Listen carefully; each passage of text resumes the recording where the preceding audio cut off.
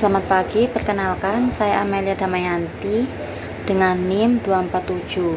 Di sini saya akan menjelaskan apa itu tes warteg, tujuan tes warteg, instruksi dan pelaksanaan tes warteg, serta cara scoring tes warteg. Di sini saya akan menjelaskan apa itu tes warteg beserta tujuannya. Tes warteg merupakan tes psikologi proyektif yang digunakan untuk memahami kepribadian seseorang melalui cara individu menyelesaikan gambar-gambar sederhana dengan tujuan untuk memperoleh data proyektif yang nantinya dapat menggambarkan struktur kepribadian individu tersebut. Pada tes ini, saudara akan diberikan satu lembar kertas yang berisikan 8 kotak. Pada setiap kotaknya terdapat tanda-tanda kecil seperti berikut ini. Nah, tugas saudara adalah membuat gambar pada setiap kotak dengan menjadikan tanda-tanda kecil tersebut sebagai bagian dari gambar yang saudara buat. Saudara bebas menggambar apa saja yang saudara inginkan. Selain itu, saudara juga diperbolehkan untuk memulai dari kotak mana saja, tidak harus mengikuti urutan kotak pada lembar kertas. Jadi saudara diperbolehkan menggambar dari sini, sini, ataupun sini, dan seterusnya. Tidak harus dimulai dari sini. Selanjutnya, setiap gambar yang saudara buat harus diberikan nomor urut sesuai urutan pengerjaannya. Nomor urut tersebut nantinya akan diletakkan pada luar kotak. Yang bagian atas diletakkan di bagian sini, dan yang bagian bawah diletakkan di bagian sini. Setelah seluruh gambar selesai dibuat, saudara diminta untuk memberikan judul pada setiap gambar yang sudah saudara buat sesuai dengan urutan pengerjaannya dan diletakkan di bagian bawah lembar tes. Nantinya akan diletakkan di bagian sini urut sesuai dengan nomor urut pengerjaannya dari 1 sampai 8. Setelah itu, saudara diminta untuk memberikan tanda plus untuk satu gambar yang paling saudara sukai, tanda minus untuk satu gambar yang paling saudara tidak suka, huruf M untuk satu gambar yang paling mudah dibuat, dan huruf S untuk satu gambar yang paling sulit dibuat. Untuk aturan pengerjaannya, saudara diharapkan untuk mengerjakan tes ini secara mandiri dan dalam kondisi yang tenang, sesuai dengan instruksi yang sudah diberikan tanpa adanya tekanan selama proses pengerjaan tes berlangsung. Tes ini tidak memiliki batas waktu, sehingga saudara dapat mengerjakannya dengan tenang dan tanpa terburu-buru. Apakah ada pertanyaan? Jika tidak, silakan saudara mengerjakan tes berikut ini. Selanjutnya, di sini saya akan menjelaskan mengenai tata cara scoring tes warteg. Tata cara scoring tes warteg dilakukan berdasarkan urutan gambar yang telah dibuat oleh testi, dimulai dari gambar pertama hingga gambar terakhir. Skor yang diberikan berkisar dari angka setengah untuk skor yang paling rendah dan angka 3 untuk skor yang paling tinggi.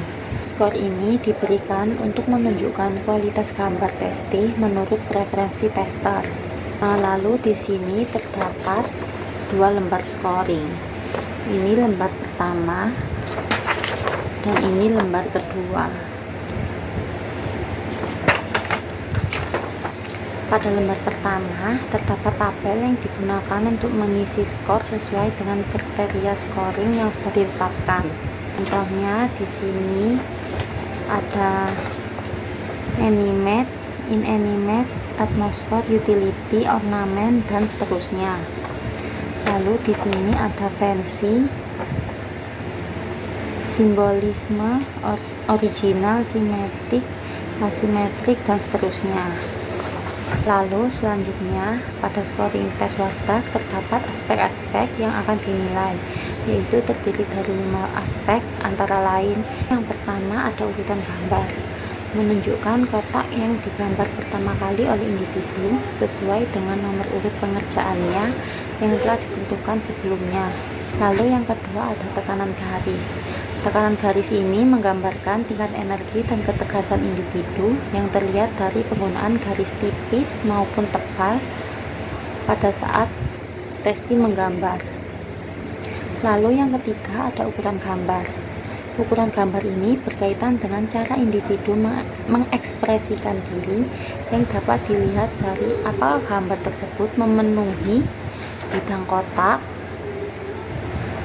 atau setengahnya, atau bahkan berukuran lebih kecil dari tanda-tanda titik yang sudah tersedia. Lalu yang keempat ada isi gambar.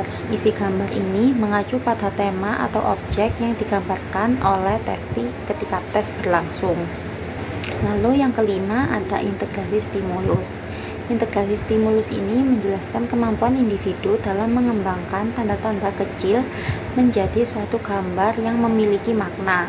Untuk scoringnya itu kan sebelumnya sudah dijelaskan, terdiri dari skor setengah yang paling rendah dan skor 3 untuk yang paling tinggi.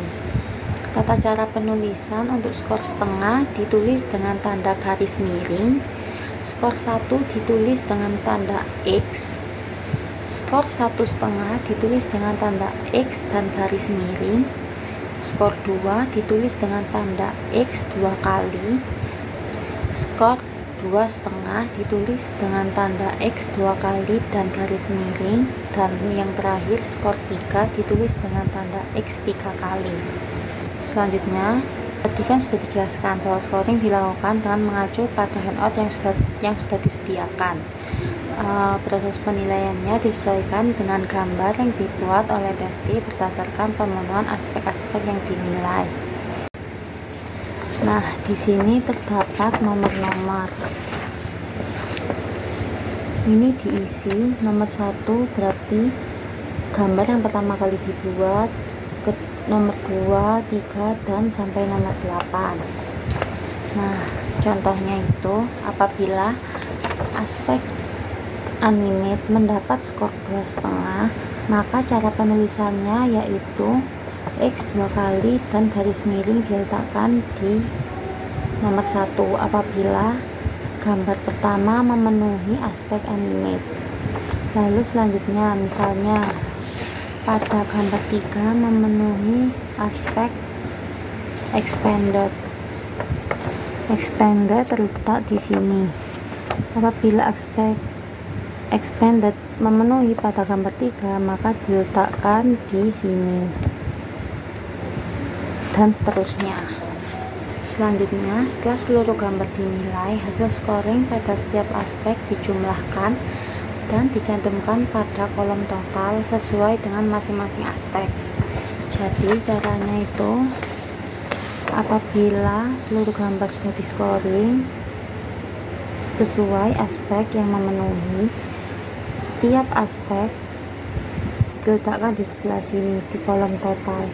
Apabila aspek animate totalnya 6, maka ditulis 6 dan seterusnya. Setelah itu hasil penjumlahan tersebut dipindahkan ke lembar interpretation blank dan dicatat pada kolom aspek yang telah tersedia. Setelah mentotal semua aspek, kemudian dipindahkan ke kolom yang ada di belakangnya dan diletakkan sesuai dengan hasil total aspek sebelumnya. Setelah itu, jumlahkan hasil tiap-tiap aspek tersebut sesuai dengan struktur kepribadiannya. Ada 4 kepribadian. Setiap kepribadian terdiri dari 2. Kemudian letakkan hasil penjumlahan ini pada kotak kecil yang ada di pojok kiri bawah. Setelah hasil penjumlahan dicatat pada 8 tabel yang sudah tersedia, langkah selanjutnya adalah menyusun grafik berdasarkan nilai yang telah diperoleh. Misalnya pada aspek open nilainya 10, maka nilai 0 dimulai dari sini. Jika aspek open nilai 10, maka letakkan titik pada lurusan dari nilai 10 ini dan seterusnya. Setelah semua diberikan titik, Selanjutnya adalah menyambungkan garis dari titik satu ke titik yang lainnya, dari open sampai aspek kontrol. Setelah membuat grafik, kemudian hasil tersebut diinterpretasikan dengan mengacu pada handout yang sudah tersedia. Perlu diperhatikan bahwa pelaksanaan tes ini harus menjunjung tinggi etika psikologi, khususnya terkait pada kerahasiaan data dan hasil pengerjaan testing. Melalui tugas ini, saya memperoleh pemahaman mengenai bagaimana prosedur pemberian instruksi, tata cara pelaksanaan, hingga teknik scoring yang tepat. Demikian penjelasan yang dapat saya sampaikan. Sekian dan terima kasih. Bye.